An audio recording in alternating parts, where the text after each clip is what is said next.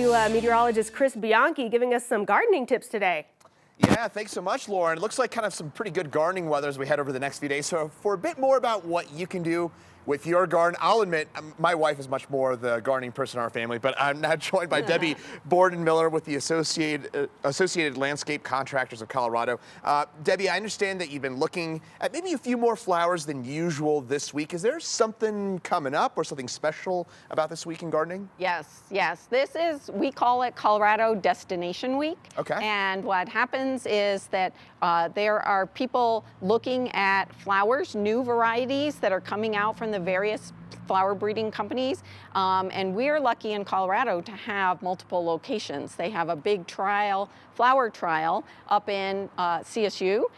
They have one at Hardy Boy Plants in Arvada. They have some at the Botanic Gardens. And so this week, everybody came, all these breeding companies, their representatives, and they come and they look at them in various locations, and some in containers, some in the ground, and we're judging.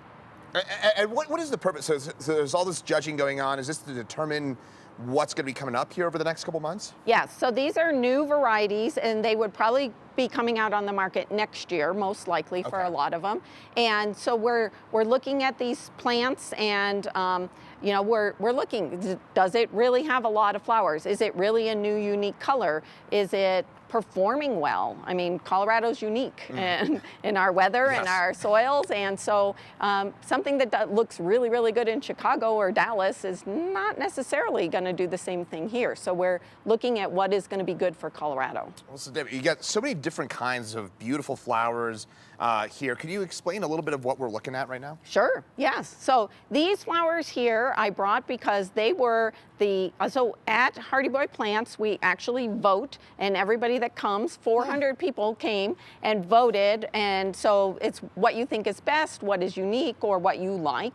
And so these are some of the winners, and we have this Rudbeckia. This is a Sunbeckia Laura, which actually was in the top 10 last year as well. It's beautiful. It's gorgeous. It has big flowers. There's tons of them on there, and that's what people like. And these do so well in Colorado.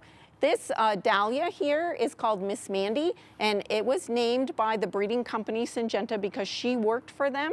She also worked and was a family member of Hardy Boy, and she passed away in February. And so they named this for her, and it's beautiful and gorgeous, and it's very vigorous. It has lots of foliage. It's thick and dense and beautiful flowers. So it's a good honor for her. This is a gazania, so it doesn't look like some of the gazanias you might have seen. It's more in the perennial type gazania, although we're not sure yet because it's brand new. We're not sure if it's hardy enough for Colorado, so we'll see. But this one's called Sterling Silver Yellow. Its sister plant has little burgundy stripes on each petal, and that was the actual winner, but we didn't have any pots of that. Wow. But the habit is the same. It has that nice silvery foliage, and we're thinking it might be hardy. So That'll do well here in Colorado, Yeah, potentially. we're going to test it over the winter and check it out. This is a Petunia Cross with a Calibrachoa, so we call these pet choas, and it has the best of both. It is called red maple, and obviously a beautiful red color, nice flowers, lots of flowers, a beautiful mounding sort of cascading habit that's great in containers or hanging baskets. And it's not sticky like petunias, but it looks just like a petunia.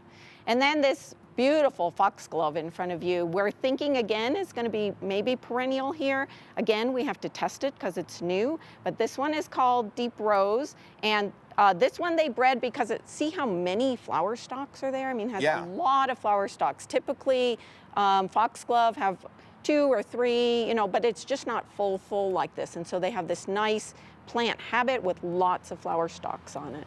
Well, and a couple coleus, which is everybody's favorite. Saturn is the one in the front, and King Henry is the sort of pinkish and maroon colored one. I love that name, King Henry. I would love to get more on that, but that'll do it for us here today. But Debi, thank you so much for lending us your insight and your expertise about all this. Thank you so much. Yeah, you're welcome.